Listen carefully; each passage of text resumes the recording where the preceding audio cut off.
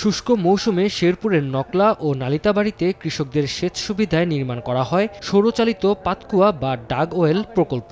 এই প্রযুক্তিতে পাতকুয়া থেকে পানি তুলে সেচ দেওয়া হয় জমিতে।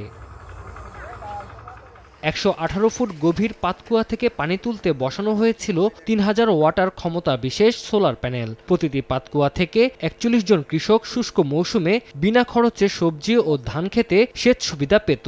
শুরুর দিকে পানি পাওয়া গেলেও ৩ বছর ধরে যান্ত্রিক ত্রুটির কারণে বন্ধ হয়ে যায় কার্যক্রম। রক্ষণাবেক্ষণের অভাবে অকেজো হয়ে পড়েছে যন্ত্রপাতি। পুনরায় পাতকুয়া চালুর দাবি কৃষকদের।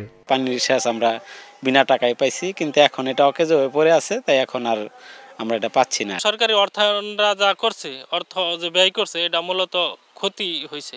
মোটর ঠিক আছে, কিন্তু উপরের জিনিসটা ঠিক করলে তো ঠিক হয়ে যায়। এখন আমার নষ্ট হয়ে গেছে, যদি সরকারে এটা ঠিক করে দিত তাহলে আমার অনেক উপকারী হইতো।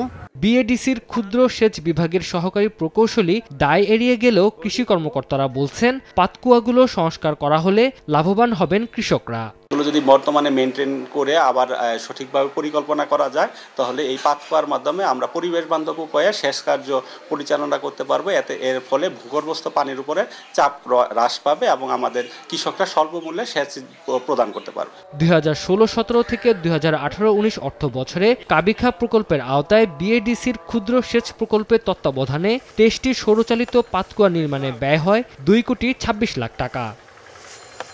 সময় সংবাদ, শেরপুর।